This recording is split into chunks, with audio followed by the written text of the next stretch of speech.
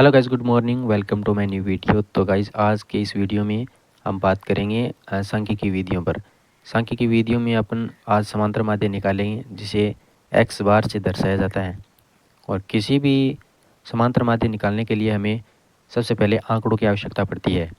और आंकड़ों को हम तीन प्रकार की श्रेणियों में बांट सकते हैं।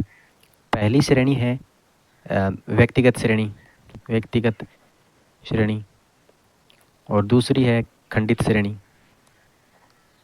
और तीसरी है सतत श्रेणी। हम प्रत्येक श्रेणी को अपन दो विधियों से हल कर सकते हैं।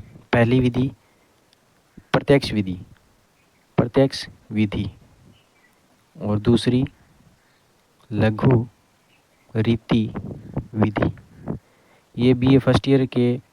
तो आज मैं आपको बताऊंगा कि समांतर माध्य व्यक्तिगत श्रेणी से अपन समांतर माध्य निकालेंगे। वो प्रत्यक्ष विधि से भी निकालेंगे और लघु रीति विधि से भी निकालेंगे। तो पहले हमारे सामने ये सारणी दी हुई है, ये हमको सारणी दी हुई है।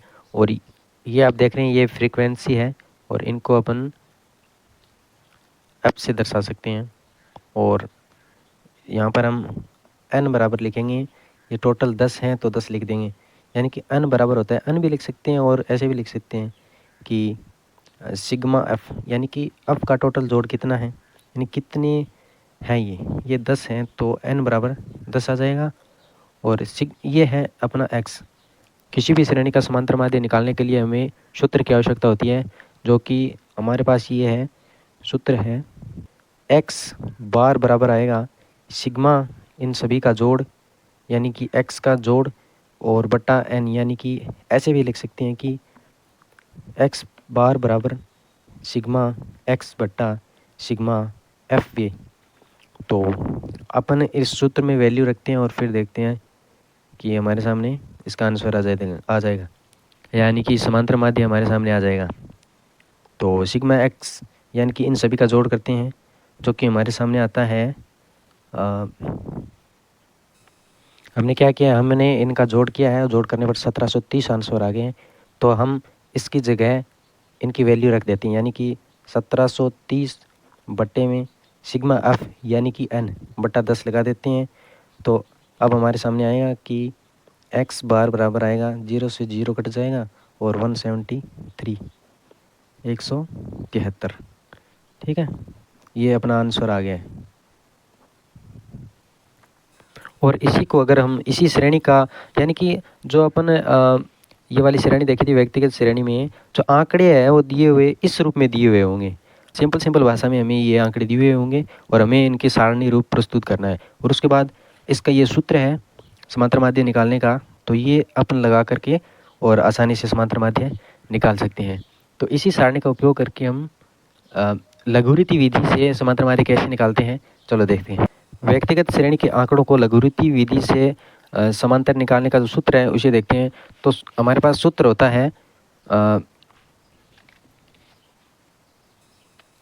x बार बराबर a प्लस सिग्मा dx बटा n। अब यहाँ पर क्या है कि हमें ये जो सूत्र दिए हुए हैं, हमें हर एक इस अंक की वैल्यू पता होनी चाहिए, यानी कि a किसे कहते हैं, dx कैसे निकाला जाता है, a कैसे निकाला जाता है और n क्या है, हमें पता होना चाहिए। सबसे पहले तो हम इस सारणी में देखते हैं। a का मतलब होता है कि कल्पित माध्य, यानी कि बराबर होता है कल्पित माध्य। इस सारणी में हम किसी भी एक मिड पॉइंट को कल्पित माध्य मान लेते हैं, जैसे कि ये 5 नंबर है या 6 नंबर है, इन दोनों में से किसी को भी अपन समांतर माध्य एक बार मान लेते हैं, मानना होता है इसमें से। तो अपन चलो ये मान लेते हैं कि 176 है। अब हमें कुछ नहीं करना है, हमें सिर्फ इस एक ये वर्ग है, समांतर माध्य का ये वर्ग है, अब हमें केवल इस पर ही कार्य करना है। तो यहाँ पर अपना एक क्या हो गया, ये x होता है ना, इसमें से चूज करना होता है। इसमें से अपन a नहीं ले सकते, हमें केवल इसी को a लेना है, यानी कि इसका जो मिड पॉइंट है, उस x का मिड पॉइंट है वो a मानना है, यानी कि कल्पित माध्य मानना है। तो x बार बराबर यानी कि समांतर माध्य बराबर होगा, a लिया है हमने 176। उसके बाद सिग्मा डी एक्स, यानी कि डी एक्स कैसे निकालते हैं, एक्स तो आ गया और डी कैसे निकालते हैं, डी निकालते हैं कि डी बराबर होता है एक्स माइनस ए। ये हमें याद करना होगा कि डी बराबर होता है एक्स माइनस ए। मतलब इसमें एक्स क्या है, एक्स है ये एक्स माइनस ए, हमने क्या माना था, ए बराबर हो गया 176। अब एक्स यहाँ पर 165 है तो माइनस ए हमने 176 माना था तो 176। अब यहाँ पर एक नया कॉलम बनाएंगे जिसमें अपन डी लिखेंगे। डी यहाँ पर क्या होगा, एक्स माइनस ए, तो इसका आंसर आएगा 5 और 6 11, और 11 भी किसके, माइनस के। इसी प्रकार हम आगे भी करेंगे कि x माइनस ए, हमें ये जो है ये अपन को लिख कर दिखाना नहीं है, अपने रफ कार्य में या स्वयं अपने मन में करना होता है। तो मैं तो एक बार आपको समझाने के लिए यहाँ पर लिख रहा हूँ। तो x माइनस ए बराबर यहाँ पर कितना आएगा, 7 और 6 13, ये भी माइनस का आएगा। इस प्रकार से यहाँ तक लिखना है। हमने ये dx निकाल लिया यहाँ पर, और dx का वैल्यू हमें यहाँ सूत्र में लिखना है। ये सिग्मा का मतलब होता है कि इन सभी का सम करना, यानी कि जोड़ करना। तो अपन जोड़ लिखते हैं यहाँ पर इसका, यानी कि dx सिग्मा dx, यानी कि इन सभी का जोड़ होगा वो। सबसे पहले हम प्लस का जोड़ देते हैं, प्लस का 14 और 2 प्लस के 16 और माइनस के कितने होते हैं 11 13 24 और 4 28 30 और 10 40 और 6 46। ये 46 माइनस के हो गए, तो इसमें से ये 16 घटा दो, यहाँ पर कितने बचेगी, माइनस के आएंगे 30, माइनस के 30 आ जाएंगे। तो माइनस के 30 यहाँ पर आंसर हो जाएगा। और यहाँ पर अपन वैल्यू अपने सूत्र में वैल्यू रख देते हैं कि माइनस के 30 बट्टा n दिया हुआ है। तो यहाँ पर n की वैल्यू क्या थी, n की वैल्यू यहाँ पर 10 थी। तो यहाँ पर अपन सूत्र में 10 लिख देते हैं, और इनका 0 से 0 कट हो जाएगा और x बार बराबर आ जाएगा 176 माइनस 3, यानी कि 173। अब अपने पास समांतर माध्य आ चुका है 173, ये अपना आंसर आ गया।